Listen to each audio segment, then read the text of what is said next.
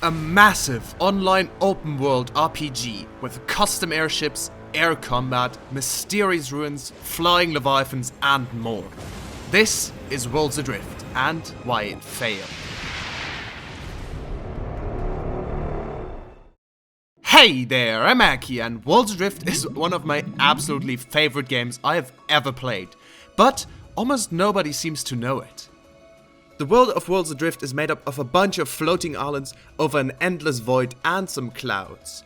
All islands in the game were super unique and actually player-made. Players could download an additional program, the Island Creator, and make their own islands and vote on other ones. The highest rated ones would be added to the game. This is actually the only version of Worlds Adrift you can still play by walking around these islands and using your grappling hook. For anyone who has played Worlds Adrift, this is incredibly nostalgic and I can highly recommend it. As for gameplay, the probably most similar game a lot of you will know is Sea of Thieves. But instead of everyone having the same 3 ship types you can select from, you can build your own airship from scratch. You had a grappling hook to move around on islands and get to your airship, and it was actually really fun to use. I just loved the way it worked. The game is physics-based, so you start off with a frame and then attach motors, sails and so on it, and make sure your airship doesn't crash. You of course also have a weight limit, since if you make your ship too heavy, your motors won't be able to lift it.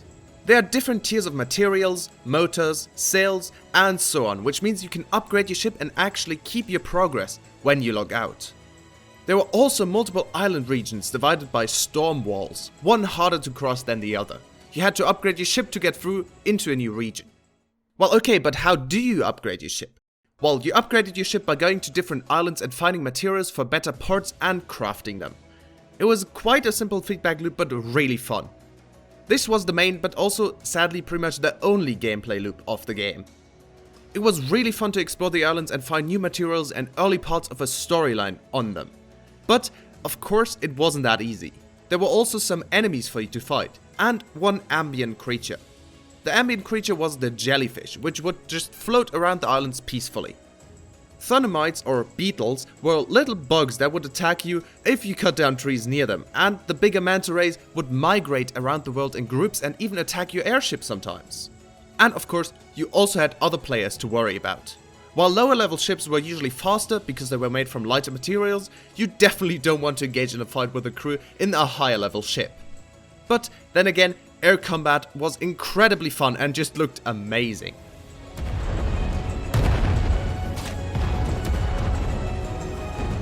For the release trailer, they even got a few YouTubers like IGP to voice the trailer to generate some hype for the game, and it definitely worked to some extent. Memories of the past span the horizon. For future updates, the devs, aka Bossa Studios, had a bunch of stuff planned. They wanted to expand on the story with more buildings, actual quests on the islands, possible NPCs, more puzzles, buildables, materials, and creatures. One of the most anticipated creatures were sky whales. Think of them like the Kraken or Megalodon in Sea of Thieves. There would only be a certain number of them at any point, and they would attack the player's airship. When you defeat them, they would of course drop some really cool stuff as well, and the whole fight would be a really good experience for the player, if you don't die. So, if the game is so great, why did it fail? It all started with some general discontent about the new updates. Instead of adding more content, story, buildables, or islands, the devs were mainly fixing bugs and doing stuff behind the scenes. Now that's of course very important for a game, but paired with them removing old features for performance reasons temporarily, and no new real content for a long time, it does upset players. Additionally, there weren't enough players for the game to be commercially viable, so it was essentially making a loss for the entirety of the development. After a while, the devs actually announced to focus more on new features and to follow player feedback more closely, but I think that's when money ran out. Just a few months later, they announced the End of the World community event and the End of Worlds Adrift. Falling through these clouds, somewhere far away, all that's left of this place are these broken remains. Wait for the dust to settle. We came crashing down So many stories buried underground, waiting to be found. We'll take to the sky, and I will find your memories somehow. Secrets that will all... Since the game was exclusively online, you can no longer play it after the servers were shut down, and you also can't host your own servers or lobbies. This is something a lot of people actually requested, but sadly, we never got it.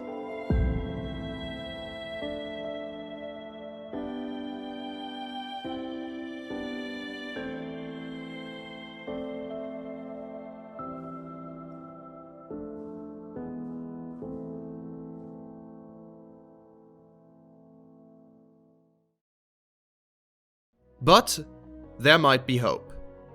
Fans of the game have started working on their own version of it, Worlds Adrift. It's not an exact copy, but inspired by Worlds Adrift that has the same feel and ideas. They actually released a grappling hook demo a while ago, and it feels very similar to Worlds Adrift. If you're interested in that, I will link you their Discord server in the description down below.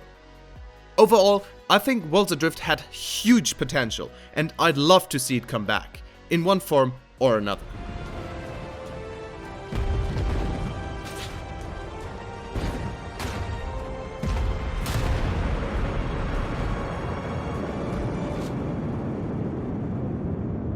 This is our story. What will yours be? It was one of my favorite games of all time, and I really miss it. Have you heard of Worlds Adrift before? Or have you maybe even played it? If so, let me know down in the comments below. If there are any other games you'd like me to make videos like this on, also let me know. Huge shout out to my Anki code leaders on YouTube and Patreon, Blink, Ripe Cucumber, Tony House, and Wynock. Thank you so much for your support. I hope you enjoy your special perks. But for now, thank you very much for watching, and as always, I'll see you next time. Goodbye!